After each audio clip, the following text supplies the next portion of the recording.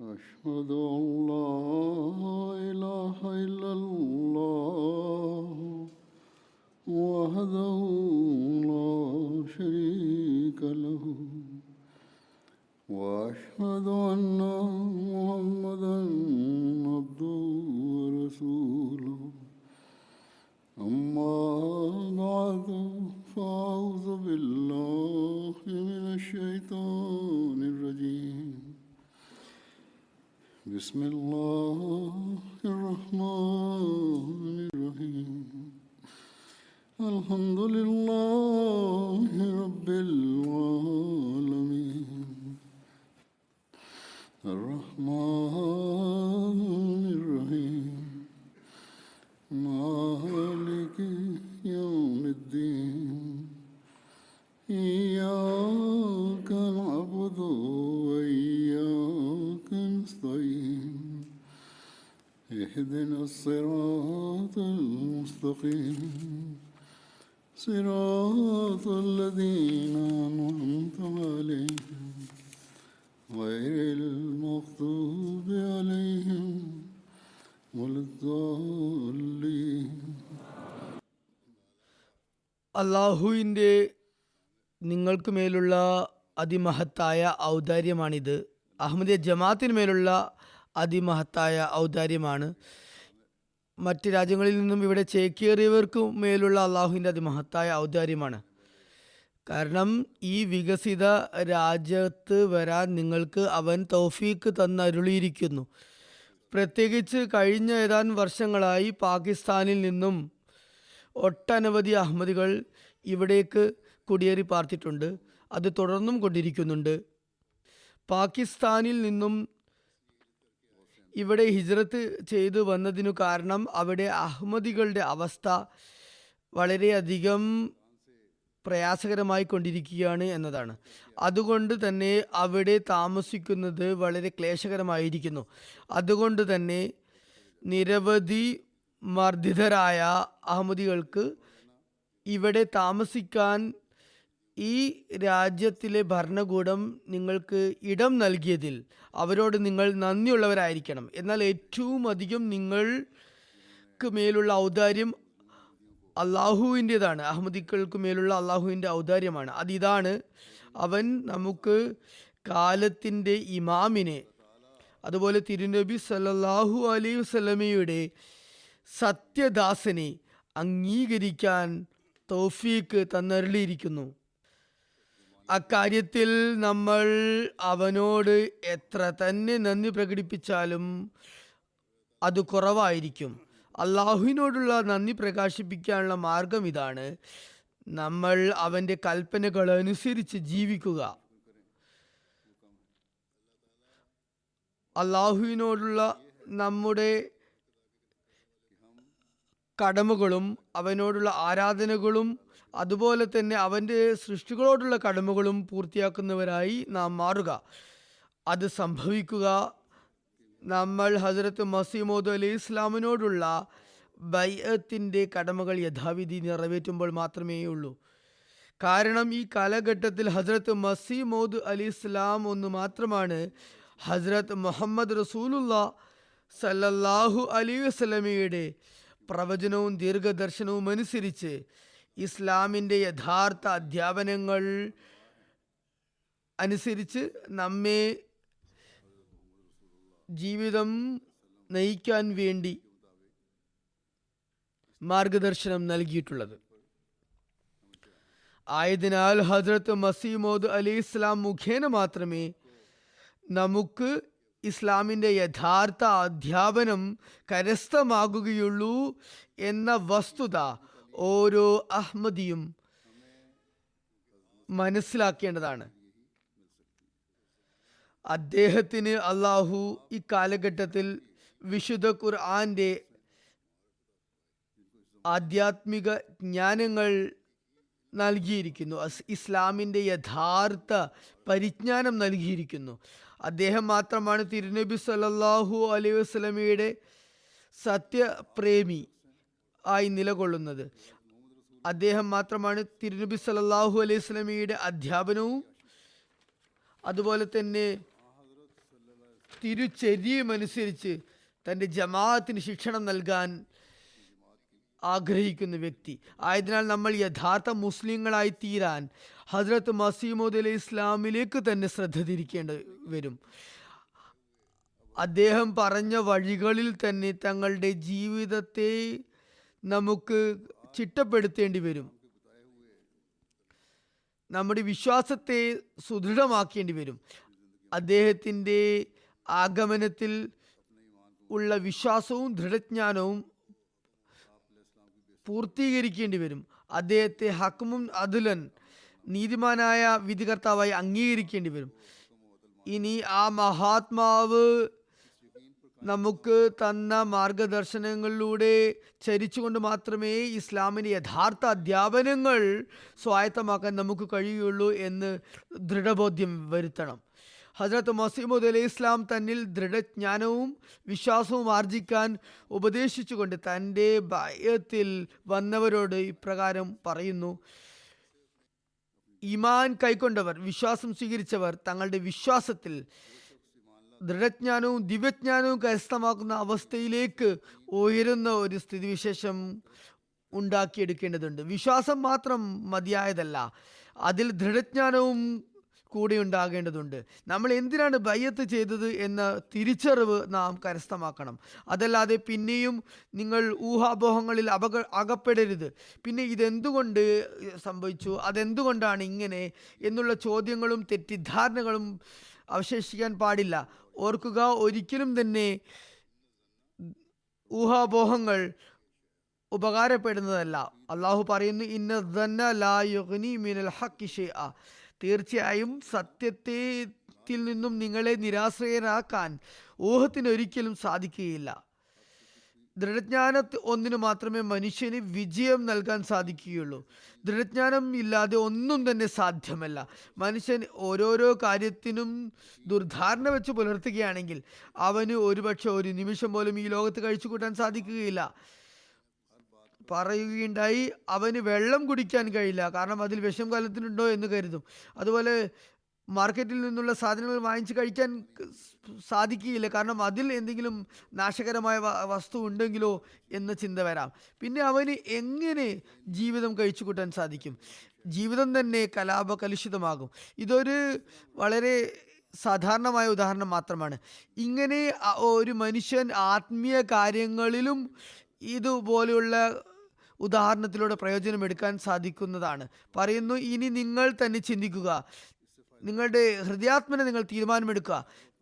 നിങ്ങൾ എൻ്റെ കയ്യിൽ ബയ്യത്ത് ചെയ്തുകൊണ്ട് എന്നെ മസീഹ് മൗദും ഹക്മുൻ അദലും നീതിമാനായ വിധികർത്താവുമായി അംഗീകരിച്ചുകൊണ്ട് അതിനുശേഷം ഇനി എൻ്റെ ഏതെങ്കിലും തീരുമാനത്തിൽ അല്ലെങ്കിൽ കർമ്മത്തിൽ നിങ്ങൾക്ക് മനസ്സിൽ എന്തെങ്കിലും അസാരസ്യം അല്ലെങ്കിൽ മനസ്സിലാക്കാനുള്ള ബുദ്ധിമുട്ട് തോന്നുന്നുണ്ടെങ്കിൽ നിങ്ങൾ പിന്നെ നിങ്ങളുടെ ഈമാനെക്കുറിച്ച് ചിന്താകുലരാകേണ്ടതുണ്ട്. ആശങ്കകളും അസ്വസ്ഥതകളും ജനിപ്പിക്കുന്ന വിശ്വാസം ഒരു സൽപരിണാമവും ഉളവാക്കുന്നതല്ല. എന്നാൽ നിങ്ങൾ എന്നെ, അതായത് മസീമോദ് യഥാർത്ഥത്തിൽ ഹക്കം വിധികർത്താവാണെന്ന് നിങ്ങൾ സത്യഹൃദയത്തോടെ അംഗീകരിച്ചതാണെങ്കിൽ പിന്നെ ആ ഹക്കമിൻ്റെ തീർപ്പിന് മുന്നിൽ തങ്ങളുടെ ആയുധം അടിയറവ് വെക്കുക. അദ്ദേഹത്തിൻ്റെ തീർപ്പുകളെ ആദരവോടെ വീക്ഷിക്കുക. അങ്ങനെയായാൽ നിങ്ങൾ തിരുനബി സല്ലല്ലാഹു അലൈഹി വസല്ലമയുടെ വിശുദ്ധ കാര്യങ്ങൾക്കും ആദരവും മഹത്വവും കൽപ്പിക്കുന്നവരായി മാറും. തിരുനബി സല്ലല്ലാഹു അലൈഹി വസല്ലമയുടെ സാക്ഷ്യം തന്നെ എല്ലാത്തിലും മതിയായതാണ്. തിരുനബി സല്ലല്ലാഹു അലൈഹി വസല്ലം വരാനിരിക്കുന്ന വാഗ്ദത്ത മസീഹ് നിങ്ങളുടെ ഇമാമായിരിക്കുമെന്ന് സമാശ്വസിപ്പിക്കുകയുണ്ടായി. അതായത് വരാനുള്ള മസീഹ് നിങ്ങളിൽ നിന്നുമുള്ള തന്നെ ഇമാമായിരിക്കും, നീതിമാനായ വിധികർത്താവായിരിക്കും. ഇനിയും ഇക്കാര്യത്തിൽ നിങ്ങൾക്ക് തൃപ്തി വരുന്നില്ലെങ്കിൽ പിന്നെ എപ്പോഴാണ് തൃപ്തി വരിക? അതുകൊണ്ട് വിശ്വാസവും ഹൃദയത്തിൻ്റെ ഏതെങ്കിലും കോണിൽ ദുർധാരണയും രണ്ടും ഒരുമിച്ച് കൊണ്ട് നടക്കുന്നത് നല്ലതല്ല. അതിൽ യാതൊരു അനുഗ്രഹവും ഉണ്ടാകുകയില്ല. വിശ്വസിച്ചു എന്നത് ബാഹ്യമായി പറയുന്ന ഒരവസ്ഥ മാത്രമാണെങ്കിൽ, അതോടൊപ്പം ചില കാര്യങ്ങളുടെ ദുർഭാവനയും ഉണ്ടെങ്കിൽ അത് ഫലം ചെയ്യുന്നതല്ല. പറയുന്നു, എന്നെ നിരാകരിച്ചവർ എന്നെ ആക്ഷേപിക്കുന്നു, അവർ എന്നെ തിരിച്ചറിഞ്ഞിട്ടില്ല.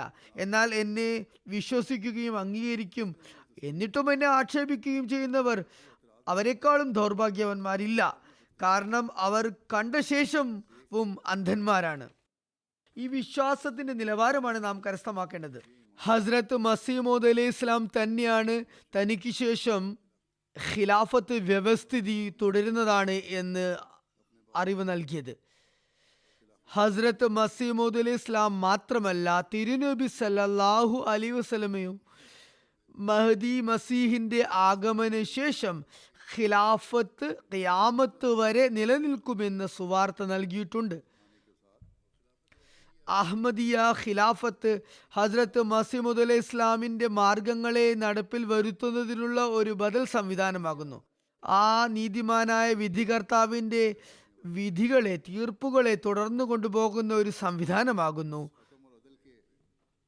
നിങ്ങളുടെ പ്രതിജ്ഞയിൽ നിങ്ങൾ ഓരോ അഹമ്മദിയും ഖിലാഫത്തിനോടുള്ള ബന്ധവും അതുപോലെ അനുസരണവും വച്ചു പുലർത്തും എന്ന് പ്രതിജ്ഞ എടുക്കുന്നു. അതുകൊണ്ട് ഈ നിലക്കും ഖിലാഫത്തിനോടുള്ള പ്രതിബദ്ധതയും അതുപോലെ അനുസരണയും നിറവേറ്റുക, ആ പ്രതിജ്ഞ നിറവേറ്റുക എന്നത് അഹമ്മദിയുടെ കർത്തവ്യമാണ്. അല്ലെങ്കിൽ ബയ്യത്ത് അപൂർണമായി തീരും. ആയതിനാൽ ഈ നിലയ്ക്കും തങ്ങളുടെ ഈമാനെയും ദൃഢജ്ഞാനത്തെയും വർദ്ധിപ്പിക്കാൻ ഓരോ അഹമ്മദിയും നിരന്തരം പരിശ്രമിക്കേണ്ടതുണ്ട്. വിശുദ്ധ ഖുർആൻ പാരായണം ചെയ്യാനും ഗ്രഹിക്കാനും ശ്രദ്ധ ചെലുത്തിക്കൊണ്ട് ഹസ്രത്ത് മസീമോദ് അലൈഹി ഇസ്ലാം ഇപ്രകാരം പറയുകയുണ്ടായി: ഞാനുമായി ബന്ധപ്പെട്ടിരിക്കുന്ന വ്യക്തികളെ ഈ ഒരു കാര്യത്തിലേക്ക് ഞാൻ അടിക്കടി ഉപദേശിക്കുന്ന ഒരു കാര്യമാണ്. അള്ളാഹു ഈ പ്രസ്ഥാനത്തെ കശ്ഫ് ഹക്കായിക്ക്, അതായത് യാഥാർത്ഥ്യങ്ങൾ വെളിപ്പെടുത്തുന്നതിന് വേണ്ടിയാണ് സ്ഥാപിച്ചിരിക്കുന്നത്. കാരണം അതുകൂടാതെ കർമ്മജീവിതത്തിൽ യാതൊരു പ്രകാശവും ജ്യോതിസും ഉണ്ടാകുന്നതല്ല. ഞാൻ ആഗ്രഹിക്കുന്നത് എന്തെന്നാൽ കർമ്മപരമായ സത്യാസത്യം മുഖേന ഇസ്ലാമിൻ്റെ മേന്മ ലോകത്ത് സ്ഥാപിതമാകണം എന്നാകുന്നു. അള്ളാഹു അതിനുവേണ്ടിയാണ് എന്നെ നിയോഗിച്ചിട്ടുള്ളത്.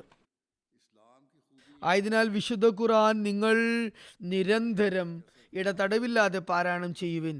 എന്നാൽ അവയെ വെറും കഥാകഥനങ്ങളായി ഗണിക്കരുത്, മറിച്ച് അതിൽ ഉള്ളത് തത്വജ്ഞാനമാണെന്ന് മനസ്സിലാക്കിക്കൊണ്ട് വേണം പാരായണം ചെയ്യാൻ. അതുകൊണ്ട് തന്നെ ഓരോരുത്തരും ആത്മവിശകലനം ചെയ്യേണ്ടതുണ്ട്. നമ്മൾ ഈ ലോകത്തിൻ്റെ വർണ്ണാഭയിൽ അകപ്പെട്ടുകൊണ്ട് നമ്മുടെ ബയ്യത്തിൻ്റെ ഉദ്ദേശലക്ഷ്യം വിസ്മരിച്ചു കളഞ്ഞുവോ? ഹസ്രത്ത് മസീമോദ് അലൈഹി ഇസ്ലാം പറയുന്നു, അള്ളാഹുവിന് വിശുദ്ധ ഖുർആന്റെ അറിവുകളും അഗാധ ജ്ഞാനങ്ങളും കൽപ്പനകളും മനസ്സിലാക്കാനും അതനുസരിച്ച് മറ്റുള്ളവരെ പ്രവർത്തിപ്പിക്കാനും വേണ്ടിയാണ് എന്നെ നിയോഗിച്ചയച്ചിരിക്കുന്നത്. എൻ്റെ ബയ്യത്ത് ശൃംഖലയിൽ ഉൾപ്പെട്ടവർ ഈ പ്രാധാന്യം മനസ്സിലാക്കണം. വിശുദ്ധ ഖുർആന്റെ ജ്ഞാനങ്ങളുടെയും ആധ്യാത്മിക വീക്ഷണങ്ങളുടെയും വിഷയങ്ങളുടെയും ആഴത്തിലുള്ള അറിവുണ്ടായിരിക്കണം. അതിൻ്റെ അർത്ഥവും വ്യാഖ്യാനവും മനസ്സിലാക്കാൻ ശ്രമിക്കണം.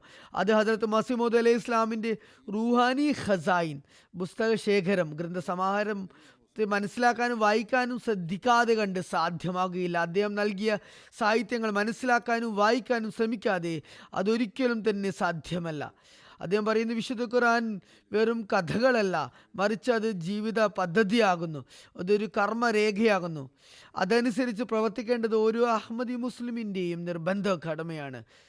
നമ്മൾ ഇവിടെ വന്ന് ഈ രാജ്യങ്ങളിൽ അധിവസിച്ചതിനു ശേഷം ഈ ഉദ്ദേശങ്ങൾ പാടി വിസ്മരിക്കുകയും ഭൗതിക ലോകത്തിൻ്റെ തിരക്കുകളിൽ ആണ്ടുപോകുകയും തങ്ങളുടെ ഭവനങ്ങളുടെ അന്തരീക്ഷം വിശുദ്ധ ഖുർആന്റെ അധ്യാപനമനുസരിച്ച് ചിട്ടപ്പെടുത്താൻ ശ്രമിക്കാതിരിക്കുകയുമാണെങ്കിൽ നമ്മുടെ മക്കളും തലമുറകളും ദീനിൽ നിന്നും വിദൂരസ്ഥരായിക്കൊണ്ടിരിക്കുന്നതാണ്. ഇത് അള്ളാഹുവിനോട് നമ്മൾ നന്ദി പ്രകടിപ്പിക്കുന്നവരാക്കുന്നതിന് പകരം നമ്മെ അവൻ്റെ അനുഗ്രഹങ്ങളെ നിരാകരിക്കുന്നവരാക്കി മാറ്റുന്നതായിരിക്കും. ആയതിനാൽ വളരെ ആഴത്തിൽ ചിന്തിക്കുകയും മനസ്സിലാക്കുകയും ചെയ്യേണ്ട കാര്യമുണ്ട്. പഴയ അഹമ്മദികളാണെങ്കിലും പുതിയ അഹമ്മദികളാണെങ്കിലും ഇവിടെ ജനിച്ച അഹമ്മദികളാണെങ്കിലും ഹിജ്റത്ത് ചെയ്ത് വന്നവരാണെങ്കിലും എല്ലാവരും തന്നെ അള്ളാഹുവിൻ്റെ സാമീപ്യവും സാമീപ്യം നേടാനും അവൻ്റെ ഇബാദത്തുകളോടുള്ള കടമകൾ യഥാവിധി അനുഷ്ഠിക്കുന്നതിനും അതുപോലെ അവൻ്റെ ഗ്രന്ഥം പാരായണം ചെയ്യുന്നതിനും മനസ്സിലാക്കുന്നതിനും അതനുസരിച്ച് പ്രവർത്തിക്കുന്നതിനും വേണ്ടി എല്ലാറ്റിനെയും മാറ്റി നിർത്തുകയും അതിനെ പ്രധാനമാക്കി വയ്ക്കുകയും ചെയ്യേണ്ടതാണ്. അപ്പോൾ മാത്രമേ നമുക്ക് ബയ്യത്തിൻ്റെ കടമ യഥാവിധി നിർവഹിക്കാൻ കഴിയുകയുള്ളൂ. ഹിജ്റത്ത് ചെയ്ത് ഇവിടെ വന്നവർക്ക് ഇവിടെ വന്ന ശേഷം ലൗകികരുടെ എതിർപ്പുകളിൽ നിന്നും രക്ഷപ്പെടാൻ സാധിച്ചു. എന്നാൽ ദീനിൽ ചരിക്കാത്തവരും വിശുദ്ധ ഖുർആൻ മനസ്സിലാക്കാത്തവരുമായും അവർ മാറുകയാണെങ്കിൽ അവർക്ക് അള്ളാഹുവിൻ്റെ അനുഗ്രഹങ്ങളുടെ അവകാശികളാകാൻ സാധ്യമല്ല. അതുപോലെ പുതുതായി അഹമ്മദികളാകുന്നവർ അല്ലെങ്കിൽ ഇവിടെ വന്ന് താമസിക്കുന്ന അഹമ്മദികൾ, അതുപോലെ പഴയ അഹമ്മദികൾ എല്ലാവരും നന്നായി ഓർക്കുക, ബയ്യത്തിൻ്റെ വാചകങ്ങൾ ഉച്ചരിച്ചത് കൊണ്ടും ഉദ്ദേശം പൂർത്തിയാകുന്നതല്ല. ലക്ഷ്യം കരസ്ഥമാക്കണമെങ്കിൽ നമ്മൾ ഇസ്ലാമിക അധ്യാപനങ്ങളുടെ വക്താക്കളായി മാറേണ്ടതുണ്ട്. ഇത് അള്ളാഹുവിൻ്റെ ഗ്രന്ഥം വായിക്കുകയും മനസ്സിലാക്കുകയും ചെയ്യുന്നത് വരെ ഒരിക്കലും സംഭവ്യമല്ല. ഹസ്രത്ത് മസീഹ് അലൈഹി ഇസ്ലാം പറയുന്നു, ഞാൻ സത്യമായും പറയുന്നു, ഇത് അള്ളാഹു സൗഭാഗ്യവാന്മാർക്ക് ഒരുക്കിയിട്ടുള്ള ഒരു സന്ദർഭമാണ്, അസുലഭ മുഹൂർത്തമാണ്. ഇതിൽ നിന്നും പ്രയോജനമെടുത്തവരാണ് അനുഗ്രഹീതർ. ഞാനുമായി ബന്ധം സ്ഥാപിച്ചിട്ടുള്ള നിങ്ങൾ നാം എല്ലാം കരസ്ഥമാക്കി എന്ന് ഓർത്ത് അഹങ്കരിക്കരുത്. നിങ്ങൾ നിഷേധികളെ അപേക്ഷിച്ച് സൗഭാഗ്യത്തിൻ്റെ ഏറ്റവും സമീപസ്ഥരാണ് എന്നത് യാഥാർത്ഥ്യം തന്നെ. അവർ ശക്തമായ എതിർപ്പും അതുപോലെ നിന്ദയും കാരണം അള്ളാഹുവിൻ്റെ നീരസത്തിന് പാത്രമായിരിക്കുകയാണ്. നിങ്ങൾ സൽഭാവനയോടെ പ്രവർത്തിച്ചുകൊണ്ട് അള്ളാഹുവിൻ്റെ അനിഷ്ടത്തിൽ നിന്നും സ്വയം രക്ഷപ്പെടുത്താൻ ഉള്ള ചിന്ത നിങ്ങളിൽ ഉടലെടുത്തു എന്നതും ശരി തന്നെ. എന്നാൽ യാഥാർത്ഥ്യം ഇതാണ്, നിങ്ങൾ ആ നീരുറവയുടെ സമീപത്ത് മാത്രമേ എത്തിയിട്ടുള്ളൂ. അത് അള്ളാഹു ഇക്കാലത്ത് ശാശ്വത ജീവിതത്തിന് വേണ്ടി തയ്യാറാക്കിയതാണ്. അവിടെ നിന്നും ജലപാനം ചെയ്യേണ്ട കർമ്മം ഇനിയും ബാക്കിയുണ്ട്. ആയതിനാൽ അതിനുവേണ്ടി അള്ളാഹുവിനോട് തൗഫീക്ക് തേടുക. നിങ്ങൾക്ക് ദാഹശമനം വരുത്താൻ വേണ്ടി അവനോട് തൗഫീക്ക് തേടുക. കാരണം അള്ളാഹുവിനെ കൂടാതെ ഒന്നും സാധ്യമല്ല. അള്ളാഹുവിൻ്റെ അനുഗ്രഹം കൂടെയില്ലെങ്കിൽ ഒന്നും സാധ്യമല്ല. പറയുന്നു, ഈ അരുവിയിൽ നിന്നും കുടിക്കുന്നവർ ഒരിക്കലും നശിക്കപ്പെടുകയില്ല എന്ന് എനിക്ക് നന്നായി അറിയാം. കാരണം ഈ ജലം ജീവിതദായകമാണ്, നാശത്തിൽ നിന്നും രക്ഷയേകുന്നതാണ്, സാത്താൻ്റെ ആക്രമണത്തിൽ നിന്നും സംരക്ഷിക്കുന്നതാണ്. ഈ നീരുറവയിൽ നിന്നും ദാഹശമനം വരുത്തുന്നത് എങ്ങനെയാണ്? അത് എങ്ങനെയാണെന്നാൽ അള്ളാഹു നിങ്ങൾക്ക് നിർബന്ധമാക്കിയിട്ടുള്ള 2 കടമകൾ നിങ്ങൾ നിലനിർത്തുക, അത് പൂർണ്ണമായി നിറവേറ്റുക. അതിൽ ഒന്ന് അള്ളാഹുവിനോടുള്ള കടമയാണ്, മറ്റൊന്ന് അവൻ്റെ സൃഷ്ടികളോടുള്ള കടമയാണ്. അള്ളാഹുവിനെ ഏകനും പങ്കുകാരനില്ലാത്തവനുമായി കണക്കാക്കുക. നിങ്ങൾ അഷ്ഹദു അല്ലാ ഇലാഹ ഇല്ലല്ലാ എന്ന ഷഹാദത്ത് കലിമ ചൊല്ലിക്കൊണ്ട് അതിന് സാക്ഷ്യം വഹിക്കുന്നവരാണ്. അതായത് അള്ളാഹു അല്ലാതെ മറ്റൊരു പ്രിയതമനും ആരാധ്യനും നമ്മുടെ ജീവിത ലക്ഷ്യവും അനുസരണ യോഗ്യനും മറ്റാരുമില്ലെന്ന് ഞാൻ സാക്ഷ്യം വഹിക്കുന്നു എന്നാണ് അതിൻ്റെ അർത്ഥം. ഇതെത്ര സുന്ദരമായ വാക്കുകളാണ്. ഇത് യഹൂദികൾക്കോ ക്രിസ്ത്യാനികൾക്കോ മറ്റ് ബഹുദൈവ ആരാധകർക്കോ വിഗ്രഹ ആരാധകർക്കോ പഠിപ്പിക്കപ്പെട്ടിരുന്നെങ്കിൽ, അവർ അത് മനസ്സിലാക്കിയിരുന്നെങ്കിൽ അവർ ഒരിക്കലും നശിക്കുമായിരുന്നില്ല. ഈ ഒരു കലിമയുടെ വചനത്തിൻ്റെ അഭാവത്താൽ അവർക്ക് സർവനാശവും അത്യാപത്തും സംഭവിച്ചു. അവരുടെ ആത്മാവ് കുഷ്ഠം ബാധിച്ച് നശിച്ചുപോയി. ആകയാൽ അഹമ്മദികളുടെ വിശ്വാസത്തിനും ഇക്കാര്യങ്ങൾ അനിവാര്യമാണ്. അതുകൊണ്ട് നോക്കുക, എപ്രകാരമാണ് ഹസ്രത്ത് മസീഹ് ഇസ്ലാം നിങ്ങൾക്ക് സമാശ്വാസവും ജാമ്യവും നൽകിയിട്ടുള്ളത്.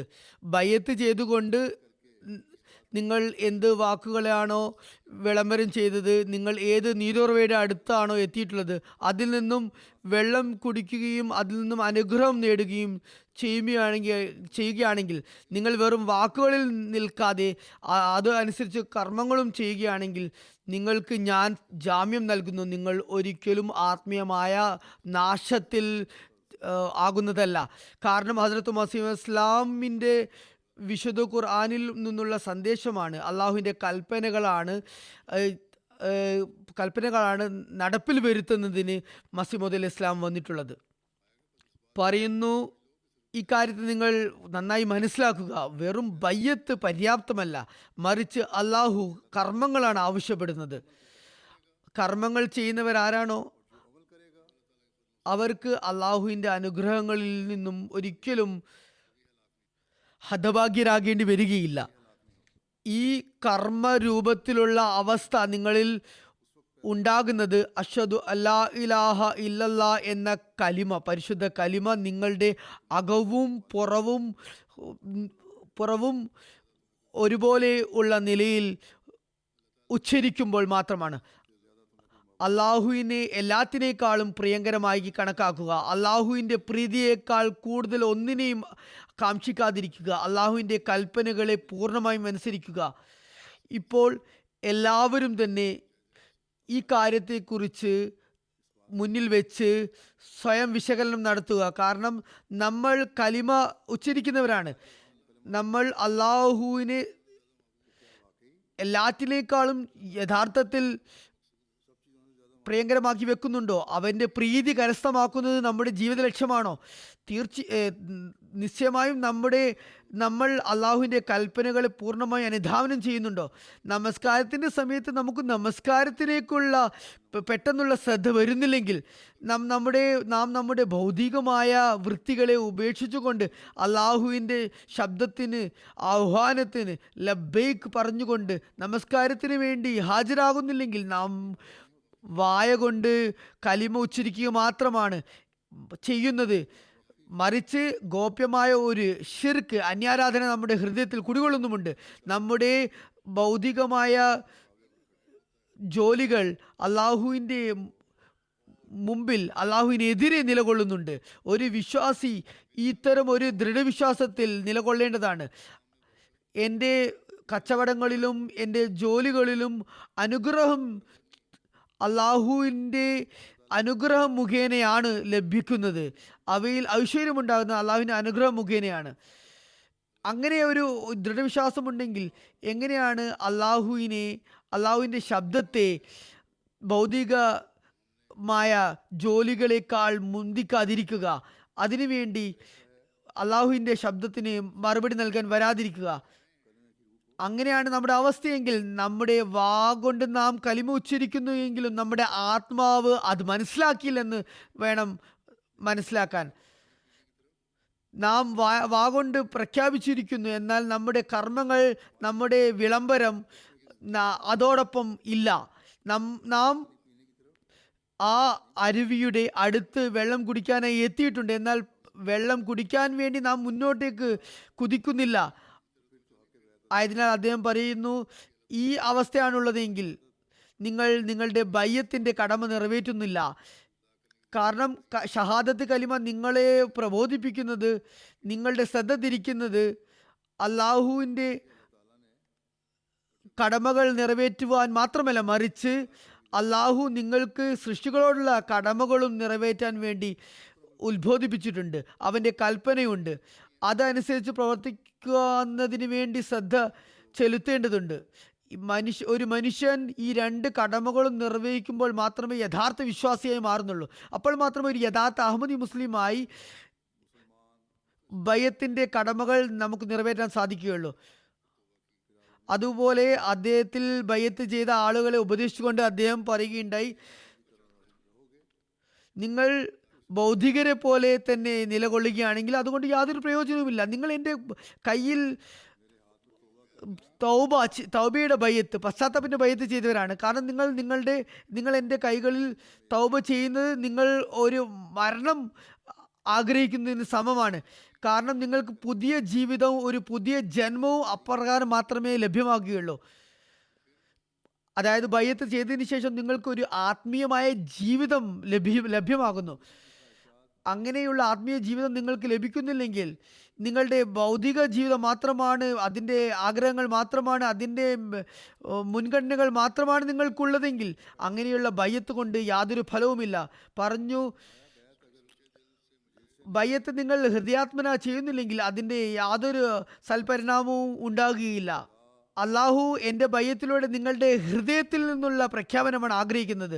അതുകൊണ്ട് സത്യഹൃദയത്തോടെ എന്നെ സ്വീകരിക്കുന്നവർ തങ്ങളുടെ പാപങ്ങളിൽ നിന്നും സത്യസന്ധമായി പശ്ചാത്തപിക്കുന്നവർ, ഗഫൂറും റഹീമുമായ പാപപ്പൊറുതി നൽകുന്നവനും കരുണാമയനുമായ അള്ളാഹു അവൻ്റെ പാപങ്ങളിൽ നിന്നും അവനെ തീർച്ചയായും മോചിതനാക്കുന്നതാണ്. അതുപോലെ തന്നെ അതിനുശേഷം അങ്ങനെ ചെയ്യുന്ന പക്ഷം ഒരു മാതാവിൻ്റെ വയറ്റിൽ നിന്നും പുതുതായി ജന്മം കൊണ്ട ഒരു കുട്ടിയെ പോലെ, നവജാത ശിശുവിനെ പോലെ അവൻ ആയിത്തീരുകയും മലക്കുകൾ അവനെ സംരക്ഷിക്കുകയും ചെയ്യുന്നതാണ്. തീർത്തും പരിശുദ്ധരായവർ മാറുന്നതാണ്. പറഞ്ഞു, ഒരു ഗ്രാമത്തിൽ ഒരു സൽക്കർമ്മിയായ ഒരു വ്യക്തി ഉണ്ടെങ്കിൽ അള്ളാഹു ആ നന്മയെ പരിഗണിച്ചുകൊണ്ട് ആ വ്യക്തിക്ക് വേണ്ടി ആ ഗ്രാമത്തെ നശിക്കുന്നതിൽ നിന്നും സംരക്ഷിക്കുന്നതാണ്. എന്നാൽ നാശം വന്നതിന് ശേഷം അത് തടയാൻ സാധിക്കുന്നതല്ല, അത് എല്ലാറ്റിലും മേൽ വലയം ചെയ്യുന്നതാണ്. എന്നിരുന്നാലും അങ്ങനെയുള്ള സർവനാശത്തിലും അവൻ തൻ്റെ ദാസന്മാരെ ഏതെങ്കിലുമൊക്കെ തരത്തിൽ രക്ഷിക്കുന്നതാണ്. അതാണ് അള്ളാഹുവിൻ്റെ സുന്നത്ത്, നടപടിക്രമം. കാരണം ഒരു സൽക്കർമ്മിയെങ്കിലും ഉണ്ടെങ്കിൽ അവൻ്റെ പേരിൽ മറ്റുള്ളവരെയും അവൻ സംരക്ഷിക്കുന്നതാണ്. ആയതിനാൽ ഈ അടിസ്ഥാനപരമായ തത്വം നിങ്ങൾ എപ്പോഴും ഓർത്തു വെക്കേണ്ടതാണ്. അള്ളാഹു തൻ്റെ ആത്മാർത്ഥ ദാസരുടെ ദ്വാകൾ ശ്രവിക്കുന്നു, അവരുടെ സൽക്കർമ്മങ്ങൾ സ്വീകരിക്കുന്നു. അതുകൊണ്ട് നമ്മൾ എപ്പോഴും പരിശ്രമിച്ചു കൊണ്ടിരിക്കേണ്ടത് നമ്മുടെ ആരാധനകൾ, ഇബാദത്തുകൾ പൂർണ്ണമായും അള്ളാഹുവിന് വേണ്ടി മാത്രമായിരിക്കണമെന്നാണ്. നമ്മുടെ കർമ്മങ്ങൾ അള്ളാഹുവിൻ്റെ പ്രീതി കരസ്ഥമാക്കുന്നതിന് വേണ്ടി മാത്രമുള്ളതായിരിക്കണം.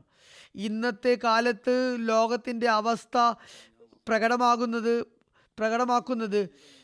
ഒരു വൻ വിപത്ത്, അത്യാപത്ത് വരാൻ പോകുന്നു. അതിൻ്റെ കാർമേഘങ്ങൾ നമ്മുടെ തലക്ക് മുകളിൽ വട്ടമിട്ടു കൊണ്ടിരിക്കുകയാണ്. അമേരിക്കയുടെ പ്രസിഡന്റ് ഇന്നലെ ഒരു പ്രസ്താവന നൽകിയിട്ടുണ്ടായി.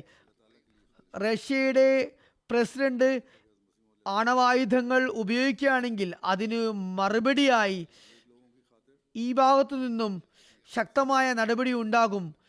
എന്നിട്ട് അതിനുശേഷമുണ്ടാകുന്ന നാശനഷ്ടങ്ങൾ ലോകത്തിൻ്റെ തന്നെ അന്ത്യത്തിൽ പരിണമിക്കുന്നതും കലാശിക്കുന്നതുമായിരിക്കും. അതുകൊണ്ട് ഈ രാജ്യങ്ങളിൽ താമസിക്കുന്നവർ ഒരിക്കലും ഇങ്ങനെ കരുതരുത്, ഇവിടെ നിങ്ങൾ ഹിജ്റത്ത് ചെയ്തു വന്നതുകൊണ്ട് നിങ്ങൾ സുരക്ഷിതരാണെന്ന്. ആരും ഒരു സ്ഥലത്തും സുരക്ഷിതരല്ല.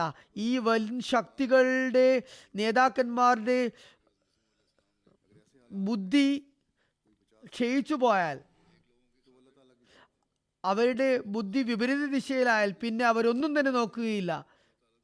അതുകൊണ്ട് ഈ അവസ്ഥയിൽ അഹമ്മദികളുടെ പ്രവൃത്തിയാണ് ദുആയിൽ കൂടുതൽ ശ്രദ്ധ ചെലുത്തുക, തങ്ങളുടെ ആരാധനകൾ അള്ളാഹുവിന് വേണ്ടി മാത്രമാക്കി വെക്കുക. ഏതുപോലെ ഹസരത്ത് മസീഹ് ഇസ്ലാം പറഞ്ഞു, നന്മയുള്ളവർക്ക് വേണ്ടി അള്ളാഹു തൻ്റെ ആത്മാർത്ഥ ദാസർക്ക് വേണ്ടി മറ്റുള്ളവരെയും സംരക്ഷിക്കുന്നവനാണ്. ഇത് തന്നെയാണ് അള്ളാഹുവിൻ്റെ പരിശുദ്ധ വചനങ്ങളിലും വിശുദ്ധ ഖുർആനിൽ നിന്നും നമുക്ക് മനസ്സിലാക്കാൻ സാധിക്കുന്നത്. ഇങ്ങനെ ഇവിടെ വന്നുകൊണ്ട് നാം സുരക്ഷിതരായി, നമ്മുടെ കുട്ടികളുടെ ഭാവി സുരക്ഷിതമായി എന്ന് ആരും ഗണിക്കാൻ പാടുള്ളതല്ല. വളരെ അത്യാപത്തിൻ്റെ ഒരു ഘട്ടത്തിലൂടെയാണ് നാം കടന്നു പോകുന്നതെന്ന് മനസ്സിലാക്കുക. ഇത്തരം അവസ്ഥയിൽ രക്ഷിക്കാനുള്ള ഒരേ ഒരു അസ്തിത്വം അള്ളാഹുവിൻ്റെതാണ്. അതുകൊണ്ട് നിങ്ങൾ സ്വയവും അവന് മുമ്പാകെ സാഷ്ടാംഗം ചെയ്യുക, തങ്ങളുടെ തലമുറകളെയും അവന് മുമ്പിൽ കുമ്പിടുക്കുന്നവരാക്കുക. അങ്ങനെ അവർ സ്വയം സംരക്ഷിതരാകുകയും തങ്ങളുടെ തലമുറകളെ സംരക്ഷിതരാക്കുകയും ചെയ്യുന്നതായിരിക്കും.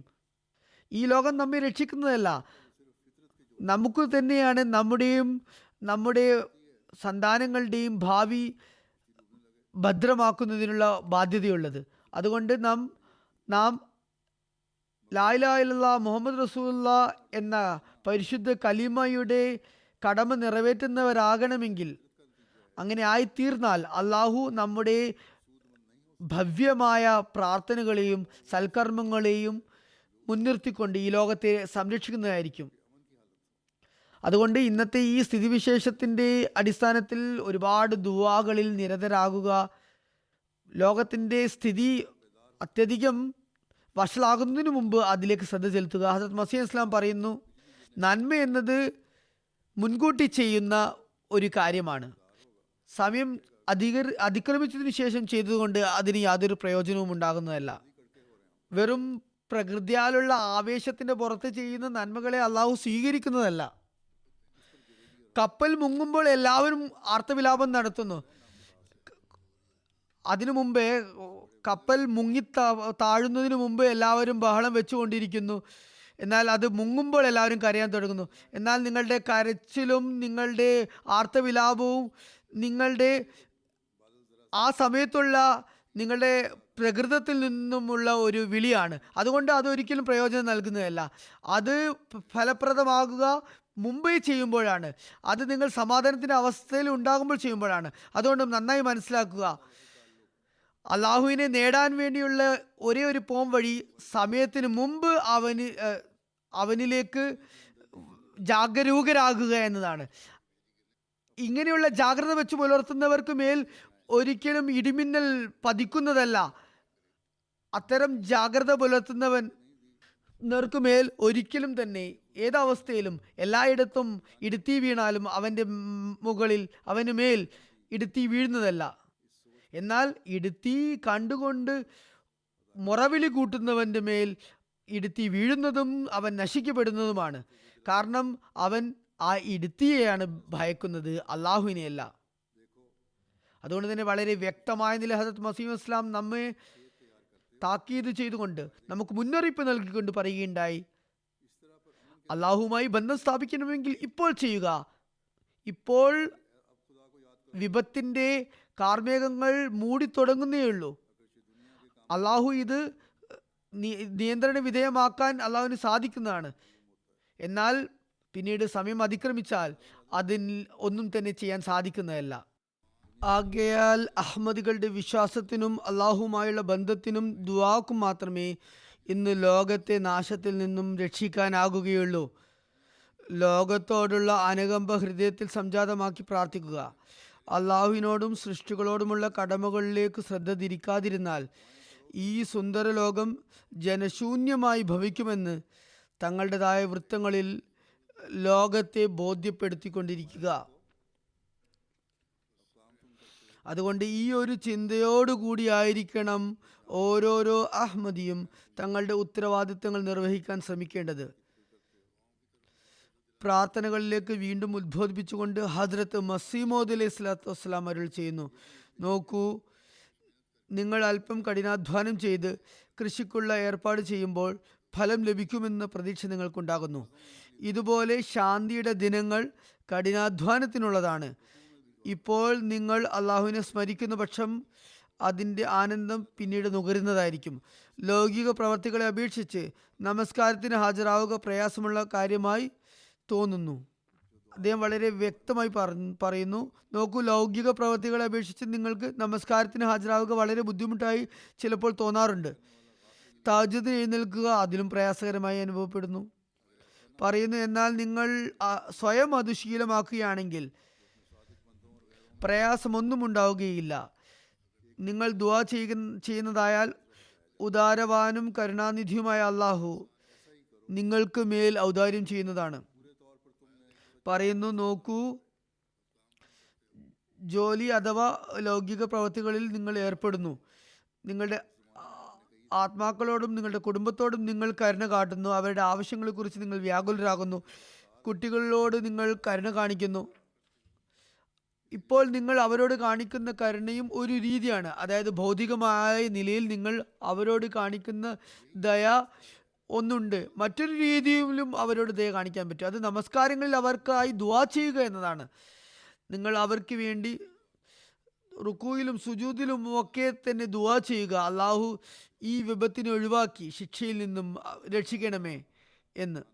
ദുആ ചെയ്യുന്നവർ ഒരിക്കലും ഹതഭാഗ്യരാകുകയില്ല. പ്രാർത്ഥിക്കുന്നവൻ അശ്രദ്ധനായ അധമനെ പോലെ മരിക്കുക ഒരിക്കലും സാധ്യമല്ല. അങ്ങനെ ആയിരുന്നില്ലെങ്കിൽ അള്ളാഹു ഒരിക്കലും തിരിച്ചറിയപ്പെടുമായിരുന്നില്ല. അവൻ തൻ്റെ സത്യദാസർക്കും മറ്റുള്ളവർക്കും ഇടയിൽ വ്യത്യാസം കൽപ്പിക്കുന്നു. ഒരു വിഭാഗം ശിക്ഷിക്കപ്പെടുമ്പോൾ മറ്റു വിഭാഗം രക്ഷിക്കപ്പെടുന്നു. ചുരുക്കത്തിൽ നിർവ്യാജമായ സ്നേഹം സമ്പൂർണമായ നിലയിൽ സംജാതമാകുകയാണ് നിങ്ങളിൽ വേണ്ടത്. ഈ കാര്യങ്ങളൊക്കെ ആ സമയത്ത് പ്ലേഗ് രോഗം പടർന്നു പിടിച്ച സമയത്തായിരുന്നു അദ്ദേഹം പറഞ്ഞിരുന്നത്. എന്നാൽ ഇന്നും ലോകനാശത്തിൻ്റെ പ്രകമ്പനങ്ങളും അനുരണനങ്ങളും ദൃശ്യമായിക്കൊണ്ടിരിക്കുന്ന ഈ കാലഘട്ടത്തിലും ഞാൻ പറഞ്ഞതുപോലെ നാം ദൈവസമക്ഷം പ്രത്യേകം കുമ്പിടേണ്ടതുണ്ട്. നമ്മുടെ ലോകത്തെയും നമ്മെ സ്വയവും രക്ഷിക്കാൻ ഈ ഒരു മാർഗം മാത്രമേ അവശേഷിക്കുന്നുള്ളൂ. തുടർന്ന് ഉന്നത ധാർമ്മിക ഗുണങ്ങൾ അവലംബിക്കുന്നതിനെ കുറിച്ച് അദ്ദേഹം പ്രത്യേകമായി ജമാഅത്തിന് ഉത്ബോധനം ചെയ്യുകയുണ്ടായി. ഉന്നത സ്വഭാവ ഗുണങ്ങൾ പ്രദർശിപ്പിക്കുക എന്നത് ദൈവിക കൽപ്പനകളിൽപ്പെട്ടതാണ്. അത് സംബന്ധിച്ച് അദ്ദേഹം പറയുന്നു, ധാർമ്മിക ഗുണങ്ങൾ ശരിയാക്കി തീർക്കുക വളരെ പ്രയാസകരമായ സംഗതിയാണ്. മനുഷ്യൻ ആത്മപരിശോധന നടത്തുവോളം ആ സ്വഭാവ ഗുണങ്ങൾ പരിഷ്കരിക്കപ്പെടുകയില്ല. നിങ്ങൾ ചെയ്യുന്ന കാര്യങ്ങൾ വിലയിരുത്താതെ ദിവസം മുഴുവനും നിങ്ങൾ എങ്ങനെ ജീവിതം നയിച്ചു, നല്ല കാര്യങ്ങൾ എന്തൊക്കെ ചെയ്തു, ചീത്ത കാര്യങ്ങൾ എന്തൊക്കെ സംഭവിച്ചു, നല്ലതും തീയതുമായ എന്തൊക്കെ സംസാരിച്ചു, എന്തൊക്കെ കർമ്മങ്ങൾ ചെയ്തു എന്നിങ്ങനെ നിങ്ങൾ ആത്മപരിശോധന നടത്തിക്കൊണ്ടിരിക്കാത്തോടത്തോളം കാലം നിങ്ങൾക്ക് സംസ്കരണം ഉണ്ടാകുകയില്ല. പറയുന്നു, നാവിൻ്റെ ദുർവ്യവഹാരങ്ങൾ ശത്രുത വരുത്തി വയ്ക്കുന്നു. അതുകൊണ്ട് സ്വന്തം നാവിനെ എപ്പോഴും നിയന്ത്രിച്ചു കൊണ്ടിരിക്കുക. പറയുന്നു, നോക്കൂ, ഒരാൾ തൻ്റെ അഭ്യുദയകാംക്ഷിയോട് ഒരിക്കലും ശത്രുത വച്ചു പുലർത്തുന്നതല്ല. എന്നിരിക്കെ തൻ്റെ ആത്മാവിനോട് പോലും കരുണ കാണിക്കാത്ത, തൻ്റെ ജീവനെ തന്നെ അപകടത്തിൽപ്പെടുത്തുന്ന, സ്വന്തം കഴിവുകളെ പ്രയോജനപ്പെടുത്താത്ത, ധാർമ്മിക ഗുണങ്ങളെ പോഷിപ്പിക്കാതിരിക്കുന്ന ഒരു വ്യക്തി എത്രമാത്രം മഠയനാണ്. അള്ളാഹു നൽകിയിട്ടുള്ള കഴിവുകളെയും വാസനകളെയും എല്ലാം ഉന്നത ധാർമ്മിക ഗുണങ്ങൾ പ്രകടമാകുന്ന രീതിയിൽ മനുഷ്യൻ പരിശീലിപ്പിക്കുകയും പ്രയോഗവൽക്കരിക്കുകയും ചെയ്യണമെന്നാണ് യുക്തി ആവശ്യപ്പെടുന്നത്. ഓരോരോ കർമ്മങ്ങളിലും അത് പ്രതിഫലിക്കേണ്ടതുണ്ട്. നിസ്സാര കാര്യങ്ങൾക്ക് സ്വഭാവദൂഷ്യങ്ങൾ പ്രകടിപ്പിക്കുന്ന പക്ഷം സ്വന്തം ജീവനെ തന്നെ പ്രയാസത്തിലകപ്പെടുത്തുന്നതായിരിക്കും. ഒരു കാര്യം കൂടി ഓർത്തുകൊള്ളുക, വ്യക്തിപരമായ കാര്യങ്ങളിൽ ഇസ്ലാം ക്ഷമ കൈക്കൊള്ളാനും ആത്മനിയന്ത്രണം സ്വീകരിക്കാനും ഉന്നത ധാർമ്മിക ഗുണങ്ങൾ പ്രകടിപ്പിക്കാനും കലഹങ്ങളിൽ നിന്ന് വിട്ടുനിൽക്കാനും ഉത്ബോധിക്കുമ്പോഴും നിയമപരിധിയിൽ നിന്നുകൊണ്ട് മതാഭിമാനം പ്രകടിപ്പിക്കുന്നതിലേക്കും ദത്തശ്രദ്ധരാക്കുന്നുണ്ട്. ഇത്തരത്തിൽ അഭിമാന ബോധത്തെ പ്രകടിപ്പിക്കണമെന്ന് ഉപദേശിച്ചുകൊണ്ട് ഹസ്രത്ത് മസീഹ് മൗഊദ് അലൈഹി ഇസ്ലാം ഇപ്രകാരം പറയുന്നു, ഇസ്ലാം മതത്തിൽ നിന്നും പരസ്യമായ നിലയിൽ പുറത്തു പോവുകയും ഇസ്ലാമിനെ അസഭ്യം പുലമ്പി കടുത്ത ശത്രുത കാണിക്കുകയും ചെയ്യുന്ന വ്യക്തിയുടെ കാര്യം വേറെ തന്നെ കണക്കിലെടുക്കുന്നതായിരിക്കും. ഉദാഹരണമായി സഹാബാക്കൾ പല പ്രയാസങ്ങളും നേരിടുകയുണ്ടായി. തങ്ങളുടെ ചില ബന്ധുക്കൾ ഇസ്ലാമിനെ നിന്ദിക്കുന്നത് കേട്ടപ്പോൾ അവരുടെ അടുത്ത ബന്ധമുണ്ടായിട്ടും ആ ഉറ്റ ബന്ധുക്കളോട് അവരുടെ ആഴത്തിലുള്ള ബന്ധമുണ്ടായിരുന്നിട്ടും കൂടി അവർക്ക് മേൽ ഇസ്ലാമിനെ അവർക്ക് മുന്തിക്കേണ്ടി വന്നു. പറയുന്നു, ഇസ്ലാമിനോട് കടുത്ത വൈരാഗ്യം പുലർത്തുകയും തിരുനബി സല്ലല്ലാഹു അലൈഹി വസല്ലമയെ അസഭ്യം പുലമ്പുകയും ചെയ്യുന്ന വ്യക്തി എപ്പോഴും അപലപിക്കപ്പെടുകയും വെറുക്കപ്പെടുകയും ചെയ്യാനാണ് അർഹൻ. എന്നാൽ തങ്ങളുടെ കർമ്മങ്ങളിൽ അലസത കാണിക്കുന്ന വ്യക്തിയോട് വിട്ടുവീഴ്ച ചെയ്യുകയാണ് വേണ്ടത്. അവരുടെ ബന്ധങ്ങളെ ആ കാര്യങ്ങൾ കൊണ്ട് അതിൽ ഉലച്ചിലുണ്ടാകാൻ പാടില്ല. ശത്രുത പുലർത്തുന്നില്ലെങ്കിൽ ആ വ്യക്തിയോട് നിങ്ങൾ ബന്ധം പുലർത്തിക്കൊള്ളുക. പ്രകടമായ ശത്രുതയില്ലെങ്കിൽ നല്ല രീതിയിൽ തന്നെ ബന്ധം നിലനിർത്തുക. എന്നാൽ തുറന്ന നിലയിൽ ശത്രുത കാണിക്കുകയും തിരുനബി സല്ലല്ലാഹു അലൈഹി വസല്ലമയ്ക്ക് മേലും ഇസ്ലാമിന് മേലും അസഭ്യം പുലമ്പുകയും എത്രമാത്രം ഉപദേശിച്ചിട്ടും അതിൽ നിന്നും പിന്മാറുന്നില്ലെങ്കിൽ അവിടുത്തെ നിങ്ങളുടെ മതരോഷം പ്രകടിപ്പിക്കുക വളരെ അനിവാര്യമാണ്. അതുപോലെ തന്നെ ഹസ്രത്ത് മസീഹ് മൗഊദ് ഇസ്ലാമിൻ്റെ കാര്യത്തിലും ഇതേ ഒരു മതാഭിമാന ബോധം കാണിക്കേണ്ടതാണ്. എത്ര തന്നെ ഉപദേശിച്ചിട്ടും ഹസ്രത്ത് മസീഹ് മൗഊദ് അലൈഹി ഇസ്ലാമിനെ ചീത്ത പറയുന്നതിൽ നിന്നും മാറി നിൽക്കാത്തവരോട് നമുക്ക് ഒരിക്കലും സൗഹൃദത്തിൻ്റെ കരങ്ങൾ മുന്നോട്ട് വെക്കാൻ സാധിക്കുകയില്ല. ഒരു അഹമ്മദിയുടെ അഭിമാനബോധവും അത് ഒരിക്കലും സഹിക്കുകയില്ല. ഇവിടെയുള്ള അധികം ആളുകളും പാകിസ്ഥാനിൽ നിന്നും കുടിയേറി പാർത്തവരാണ്. വാഗ്ദത്ത മസീഹിനെതിരിൽ എത്രമാത്രം നികൃഷ്ടമായ ഭാഷയാണ് നാമധാരികളായ മൗലവിമാർ അവിടെ ഉപയോഗിക്കുന്നതെന്ന് നിങ്ങൾക്ക് ഓരോരുത്തർക്കും വ്യക്തിപരമായ അനുഭവം ഉണ്ടാകും. അവരെ സ്നേഹിക്കണമെന്നും വിപത്തുകൾ അവരിലേക്ക് തന്നെ മടങ്ങണമെന്ന ദുആ ചെയ്യരുതെന്നും നമ്മോട് ആരെങ്കിലും പറയുകയാണെങ്കിൽ അത് ഒരിക്കലും നമ്മുടെ അഭിമാന ബോധത്തിന് നിരക്കുന്നതല്ല. വാഗ്ദത്ത മസീഹ് മൗഊദ് അലൈഹി ഇസ്ലാം പറഞ്ഞു തന്ന അതേ തത്വം ഇവിടെയും പ്രാബല്യത്തിൽ വരും. അതേസമയം അത്തരം ആളുകൾക്കെതിരെ ഞങ്ങൾ നിയമം കയ്യിലെടുക്കുന്നതല്ല. എന്തെന്നാൽ എന്തു വന്നാലും ഏതവസ്ഥയിലും നിയമത്തെ കയ്യിലെടുക്കരുതെന്നതും ഇസ്ലാമിക അധ്യാപനങ്ങളുടെ ഭാഗമാണ്. ബയ്യത്ത് ചെയ്യുന്നതോടെ അഹമ്മദികളിൽ ഉണ്ടായിരിക്കേണ്ട മറ്റൊരു സവിശേഷത വാഗ്ദത്ത മസീഹ് അലൈഹി ഇസ്ലാം അരുൾ ചെയ്തിട്ടുണ്ട്. അദ്ദേഹം പറഞ്ഞു, പരസ്പര സ്നേഹവും സാഹോദര്യവും സംജാതമാക്കുക. ഇത് സംബന്ധമായി ഉപദേശിച്ചുകൊണ്ട് അദ്ദേഹം പറഞ്ഞു, സത്യസന്ധമായ സഹാനുഭൂതി അവർ പരസ്പരം കാണിക്കാത്തിടത്തോളം കാലം നമ്മുടെ ജമാഅത്ത് അംഗങ്ങൾക്ക് പൂർണ്ണമായും ഹരിതാഭ ലഭിക്കുന്നതല്ല. ശക്തർ ദുർബലരുടെ സ്നേഹം കാണിക്കട്ടെ. അതായത് നിങ്ങൾക്ക് ലഭ്യമായ കഴിവുകളും പ്രാപ്തികളും ഉപയോഗപ്പെടുത്തി ദുർബലരെ സ്നേഹിക്കുകയാണ് വേണ്ടത്, അല്ലാതെ അവരോട് വെറുപ്പോ വിദ്വേഷമോ പ്രകടിപ്പിക്കരുത്. അദ്ദേഹം പറയുന്നു, ആരുടെയെങ്കിലും ന്യൂനതകളാൽ അയാളോട് സൽസ്വഭാവത്തോടു കൂടി പെരുമാറാതെ വെറുപ്പോടും വിദ്വേഷത്തോടും കൂടി ആരെങ്കിലും പെരുമാറുന്നു എന്ന് കാര്യം ഞാൻ കേൾക്കുമ്പോൾ എനിക്ക് ആ രീതി ശരിയായിട്ട് തോന്നുന്നില്ല. അദ്ദേഹം പറഞ്ഞു, ഈ രീതി ഒരിക്കലും ശരിയല്ല. ഒരാൾ മറ്റൊരാളുടെ ന്യൂനതകൾ മറച്ചുവെച്ച് യഥാർത്ഥ സഹോദരന്മാരെ പോലെ പെരുമാറുമ്പോൾ മാത്രമേ അതൊരു ജമാഅത്തായി, ഒരു കൂട്ടായ്മയായി മാറുകയുള്ളൂ. വളരെ സ്പഷ്ടമായ നിലയിൽ വളരെ വേദനയോടുകൂടി അദ്ദേഹം പറയുകയുണ്ടായി, ജമാഅത്തിനകത്ത് ഭിന്നിപ്പുണ്ടാകുന്നത് ശരിയായ പ്രവണതയല്ല. സഹാബാക്കളും പരസ്പര സ്നേഹവും സഹോദര്യവും സംജാതമാക്കിക്കൊണ്ട് ഒരു ജമാഅത്തായി ഒറ്റക്കെട്ടായി തീരുകയാണ് ഉണ്ടായത്. തൻ്റെ ജമാഅത്തിലെ അംഗങ്ങളും സഹാബാക്കളെ പോലെ സഹോദര്യ ബന്ധത്തിൽ അടിയുറച്ച് നിലകൊള്ളണമെന്നും അദ്ദേഹം ആഗ്രഹിക്കുകയുണ്ടായി. പറയുന്നു, ഇതേ നിലക്കാണ് അള്ളാഹു ഈ പ്രസ്ഥാനത്തെയും സ്ഥാപിച്ചിരിക്കുന്നത്. അതായത് സഹാബാക്കളുടെ സംഘത്തെ പോലെയാണ് ഈ സംഘവും.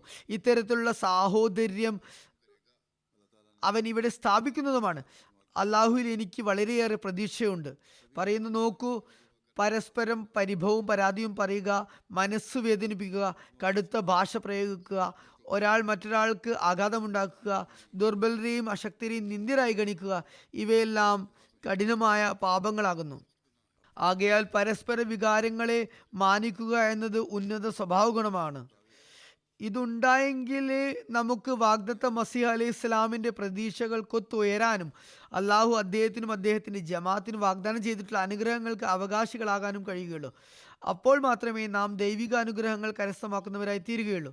വാഗ്ദത്ത മസീഹിൻ്റെ കാലത്ത് ഇന്ത്യയിലെ വിവിധ സമൂഹങ്ങളും ഗോത്രങ്ങളും ജമാഅത്തിൽ പ്രവേശിച്ചിരുന്നു. ഇപ്പോഴാകട്ടെ വാഗ്ദത്ത മസീഹ് അലൈഹി ഇസ്ലാമിനോട് ചെയ്ത വാഗ്ദാന പ്രകാരം അള്ളാഹു വിവിധ സമൂഹങ്ങളെയും ഗോത്രങ്ങളെയും വിവിധ വർണ്ണ ജാതി വിഭാഗങ്ങളെയും ജമാഅത്തിൽ പ്രവേശിപ്പിച്ചു കൊണ്ടിരിക്കുകയാണ്. അത് അനവരതം തുടർന്നു കൊണ്ടിരിക്കുകയാണ്.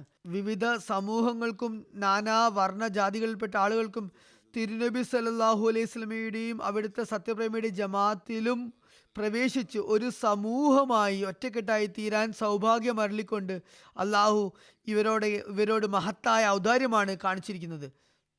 ഹദ്റത്ത് മസീഹ് ഇസ്ലാം ഉപദേശിച്ചുകൊണ്ട് പറയുന്നു, നിങ്ങൾ പരസ്പരം സഹോദരങ്ങളാണ്. പറഞ്ഞു, നിങ്ങളുടെ പിതാക്കന്മാർ വ്യത്യസ്തരാണെങ്കിലും അവസാനം ആത്മീയ പിതാവ് നിങ്ങൾക്ക് എല്ലാവർക്കും ഒന്നു തന്നെയാണ്. നിങ്ങൾ എല്ലാവരും ഒരേ വൃക്ഷത്തിൻ്റെ വിവിധ ശാഖകളുമാണ്. അദ്ദേഹം പറയുന്നു, ആകയാൽ നാം ഏത് ജനുസിൽപ്പെട്ടവനാണ്, അല്ലെങ്കിൽ ആഫ്രിക്കനാണോ, അമേരിക്കൻ വംശജനാണോ, വെളുത്തവനാണോ, പാകിസ്ഥാനിയാണോ, ഇന്ത്യക്കാരനാണോ, സ്പാനിഷ് വംശജനാണോ, ഏത് വംശത്തിൽപ്പെട്ടവരായാലും അഹമ്മദിയ ജമാഅത്തിൽ ചേർന്നുകൊണ്ട് നാം എല്ലാവരും ഒരു ആത്മീയ പിതാവിൻ്റെ സന്താനങ്ങളായി തീർന്നിരിക്കുകയാണ്. ആർക്കും തന്നെ വംശത്തിൻ്റെയോ ഗോത്രത്തിൻ്റെയോ വർണ്ണത്തിൻ്റെയോ അടിസ്ഥാനത്തിൽ യാതൊരു മേന്മയുമില്ല. എന്തെന്നാൽ നമ്മുടെ ആത്മീയ പിതാവ് ഒന്നാകുന്നു. ഇതുതന്നെയാണ് തിരുനബി സല്ലല്ലാഹു അലൈഹി വസല്ലം തൻ്റെ വിടവാങ്ങൽ പ്രഭാഷണത്തിൽ പ്രബോധിപ്പിച്ചതും. ആകയാൽ നാം ഇക്കാര്യം മനസ്സിലാക്കിക്കൊണ്ട് ഒന്നായി പ്രവർത്തിക്കുകയും പരസ്പര വികാരങ്ങളെ മാനിക്കുകയും ചെയ്യുന്നതായാൽ അള്ളാഹു നമുക്ക് അഭിവൃദ്ധി നൽകിക്കൊണ്ടിരിക്കുന്നതാണ്. ഹസ്രത്ത് മസീഹ് മൗഊദ് അലൈഹി സ്വലാത്തു വസ്സലാം പറയുന്നു, അള്ളാഹു നമ്മുടെ ജമാഅത്തിനെ ഒരു മാതൃകാ ജമാഅത്തായി മുന്നോട്ട് കൊണ്ടുവരാൻ ആഗ്രഹിക്കുന്നു, മാതൃകാപരമായ ഒരു ജമാഅത്താക്കാൻ ആഗ്രഹിക്കുന്നു. സൂക്ഷ്മമായ ആഴത്തിലുള്ള കർമ്മങ്ങളില്ലാതെ കേവലം ഉപരിതല സ്പർശിയായ കാര്യങ്ങളാൽ മനുഷ്യന് മാതൃകയാകാൻ കഴിയുമോ?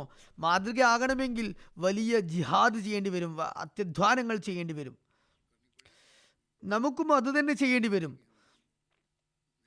നമ്മുടെ ഇബാദത്തുകളുടെ നിലവാരം ഉയർത്തിക്കൊണ്ടുവരേണ്ടി വരും. നമ്മുടെ സ്വഭാവ ഗുണങ്ങളെ സംസ്കരിക്കേണ്ടി വരും. പരസ്പരമുള്ള സ്നേഹത്തിൻ്റെയും സാഹോദര്യത്തിൻ്റെയും നിലവാരം സ്ഥാപിച്ചു കൊണ്ടിരിക്കേണ്ടി വരും. നാം മാതൃകയാകുന്നുണ്ടോ ഇല്ലയോ എന്ന് നാം തന്നെ സ്വയം പരിശോധന നടത്തേണ്ടി വരും. നാം സ്വന്തം നിലവാരം ഉയർത്തുന്നതിലേക്ക് ശ്രദ്ധ തിരിച്ചുകൊണ്ടിരിക്കണം എന്ന് ഉപദേശിച്ചുകൊണ്ട് ഹസരത്ത് മസീഹ് മൗഊദ് അലൈഹി സ്വലാം പറയുന്നു, അള്ളാഹു മുത്തഖിയെ, ഭയഭക്തി അവലംബിക്കുന്നതിനെ സ്നേഹിക്കുന്നു. അള്ളാഹുവിൻ്റെ മഹത്വത്തെ സ്മരിച്ചുകൊണ്ട്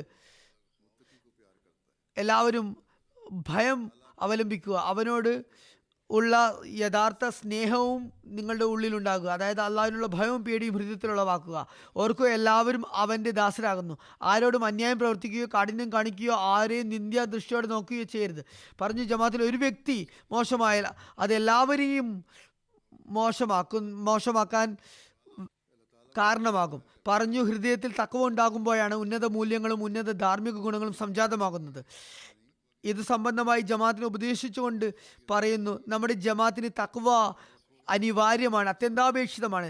ദൈവനിയോഗിതനാണെന്ന് വാദിക്കുന്ന വ്യക്തിയുടെ ബയ്യത്ത് ശൃംഖലയിൽ ചേരുകയും അദ്ദേഹവുമായി ബന്ധം സ്ഥാപിക്കുകയും ചെയ്തതിനാൽ വിശേഷിച്ചും അത് ബാധകമാണ്. ഏതു വിധത്തിലുള്ള വിദ്വേഷത്തിൽ ഷിർക്കിലും അകപ്പെട്ടവരാണെങ്കിലും എത്ര തന്നെ ലൗകികാസക്തരാണെങ്കിലും ഈ ദുരന്തങ്ങളിൽ നിന്നെല്ലാം രക്ഷപ്പെടുന്നതിന് വേണ്ടി അത് അനിവാര്യമാണ്.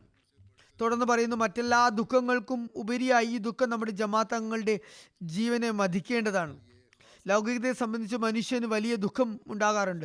അതല്ല പറയുന്നു, നിങ്ങളിൽ തഖ്വ ഉണ്ടോ ഇല്ലയോ എന്ന ദുഃഖമായിരിക്കണം, ഒരു വ്യഥയായിരിക്കണം നിങ്ങളുടെ ഹൃദയങ്ങളെ ഏറ്റവും അധികം മതിക്കേണ്ടത്.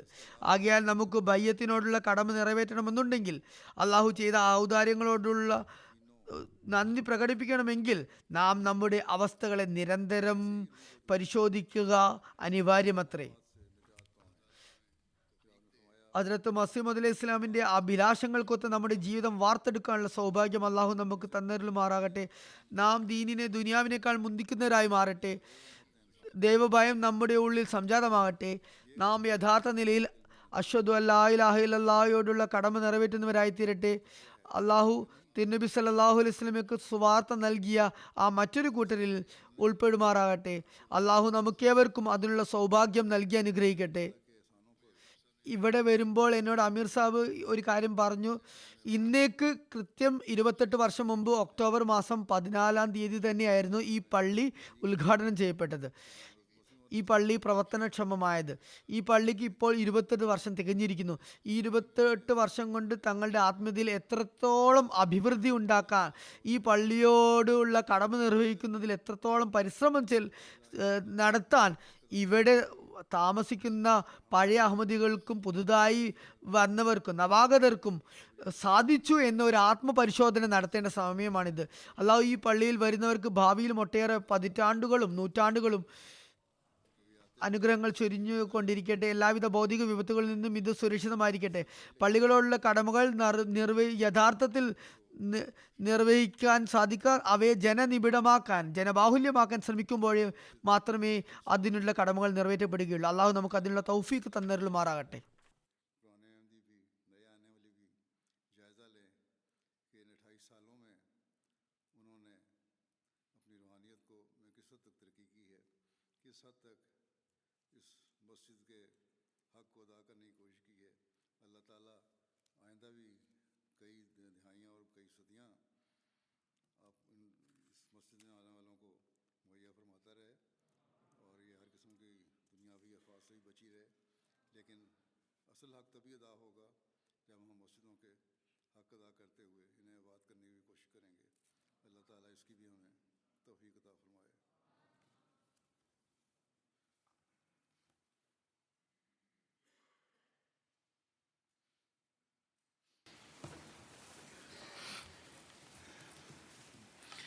अल्हम्दुलिल्लाह नहमदुहु व नस्तईनुहु व नस्तगफिरुहु व नुमिनु बिही व नतवक्कलु अलैहि व नऊज़ु बिल्लाहि मिन शुरूरि अनफुसिना व मिन सय्यिआति अअमालिना. من يهده الله فلا مضل له ومن يضلل فلا هادي له ونشهد أن لا إله إلا الله ونشهد أن محمدا عبده ورسوله.